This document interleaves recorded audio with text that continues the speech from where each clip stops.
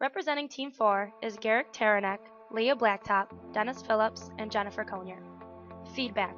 All the interviews and market research are to conduct a valuable qualitative analysis of what feedback means to both students and professors, to gather as many perspectives of everyone involved in higher education and find depth discovery about what is good, bad, and preferred forms of feedback, as well as limitations. The idea behind this analysis is to better understand students' and professors' views on the process of feedback and what it takes to develop better feedback skills and opportunities. After analyzing several professors' methods and practices regarding their philosophies towards classroom dynamic, as well as students' college experience, we've established relationships and missing links between the two perspectives. Incorporating over a dozen in-depth interviews of both students and professors allowed us to find deeper meanings and concepts by asking probing questions and eliminating biases and dishonesty. Body language and thought processes are analyzed throughout the interviews, which will be a struggle in a focus group. Qualitative analysis offers better opportunity for deeper discoveries while using in-depth interviews to create a safe, more open environment for free-flowing ideas. This process enables students to speak more freely and openly about their feedback experiences and uncovers pieces of a much larger puzzle to view the big picture. To paint this picture of the current feedback process, we'll provide a storyline consisting of major concepts in all of our interviews, using a college business student named Johnny as an overall example of both students' and professors' ideas. Colleges require students to enroll in a variety of different courses to better mold their perspectives and ideas, as well as understanding various concepts prevalent to deeper learning. Johnny enrolled in freshman-level courses such as math, science, history, communications, and a business course, which all require different teaching techniques and experiences. He was a typical student that took time to become comfortable in different settings, but hoped for a great learning experience that was relatable, fun, and applicable to his future. Entering his first math course, the environment felt hostile and dreary.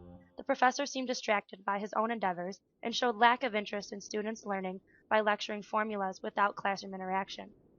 As a professor, he lacked coaching concepts and communications with students and struggled to develop an effective learning environment, although he did hold students accountable for their daily homework assignments.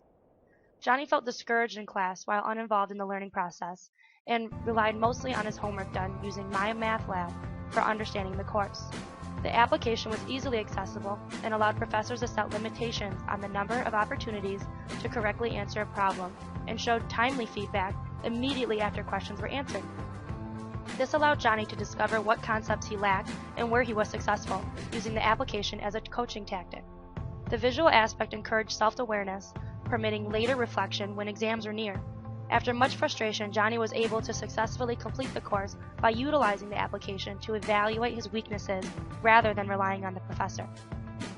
Continuing to Johnny's science class, there was always a sort of encouragement provided in the professor's tactics.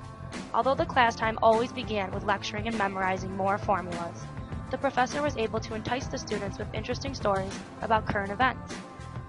The students were able to better relate to the topic and create discoveries as to why these events took place. The deeper understanding promoted better focus and supported the transition into the hands-on lab assignments completed the second half of the class period. The visual experiments allowed Johnny to create a logical synapses in his brain to promote development and utilize the learning opportunity to improve in the course. Working in groups enabled concepts to stick during class interaction, where students became topic experts. The only limitations Johnny experienced was not having lab work to refer back to before exams, as well as the timeliness of returning lab observations and homework soon enough to understand his weaknesses. The classroom communication offered several opportunities for self-improvement, but the accessibility and timeliness of the feedback was limited and sometimes too late. The coursework continued with Johnny's history class that was confusing at times, but one thing that kept his interest were the weekly class performances on specific topics. The professor motivated students to tell a story and become topic experts on a specific historical event that involved humor and openness in a safe environment. Class was usually boring on the other days due to continuous lecturing, but these performance days enticed students who would later evaluate each other and presented visuals as well as discoveries for formative learning. A well-written and clear rubric provided by the professor allowed students to be well prepared before these performances and know exactly what was expected of them. Using other students' presentations as examples, as well as watching and listening back to the recordings of his own performance, emphasized what was done correctly and what could have been improved on for further motivation and clear expectations. Utilizing the class time to receive feedback about their progress and realizing where students may not fully understand concepts permitted everyone to improve on topics and their ability to learn from each other, the professor included. On to Johnny's most relaxed and interactive class, communications. The professor incorporated icebreakers continuously throughout the course to pique students' interest and set the tone for an open, interactive environment. Most students were hesitant to speak up, knowing the professor encouraged feedback through rewarding participation points that made up a fair majority of their overall grade, which motivated them to become involved. Understanding what was expected of them through an accurate syllabus enabled students to be accountable for their grade, and constant notifications from the professor kept students engaged and on track. Presentations were required throughout the course where students were accountable for providing identified feedback on rubrics to enforce the quality and honesty of the evaluations. Once the professor graded the presentations, the presenter would receive the grade along with peer evaluations that were now anonymous to eliminate the fear of resentment or embarrassment for the presenter and the evaluator.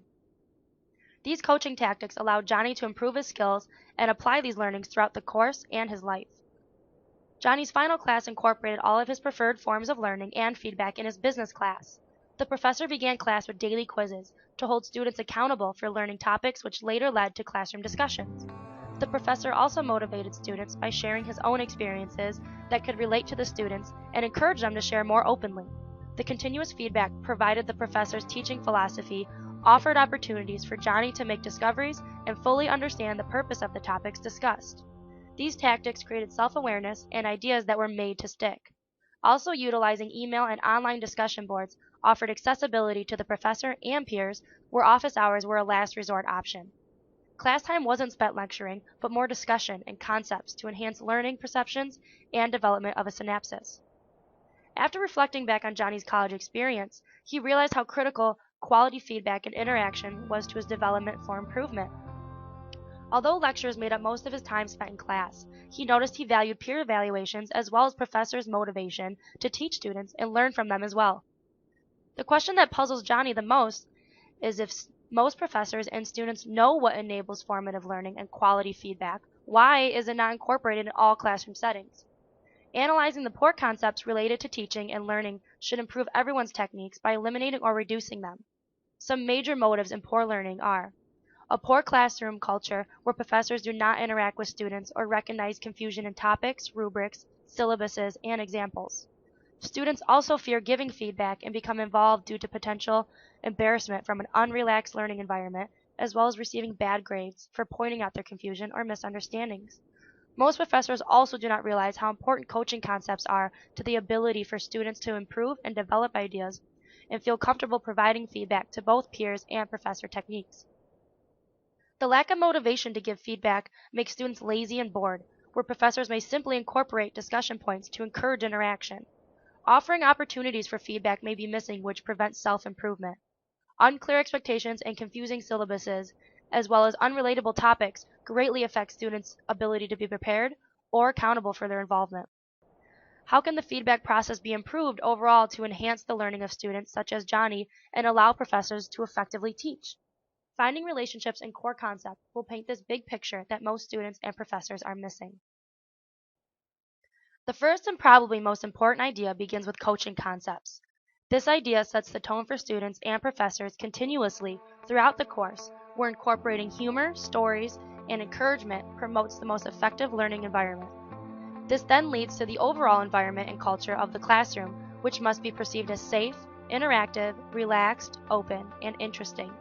After the tone of the classroom is set, students must then be motivated to focus, interact with peers, be enticed with rewards and relatable topics, as well as know what is expected from them through clear rubrics, an accurate syllabus, updated with reminders and quality examples.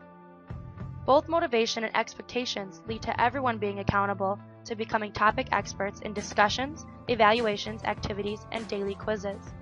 This idea then promotes everyone to give feedback that is concrete, accessible, timely, and honest, where email and written forms are most accessible and preferred with the ease to refer back to, where formative learning takes place. Through recognizing confusion, making discoveries that are made to stick, utilizing visual techniques as well. Once all these core concepts are met, everyone involved will self-improve through development of ideas, utilizing opportunities, becoming self-aware, applying ideas, and overall creating a synapsis in the brain.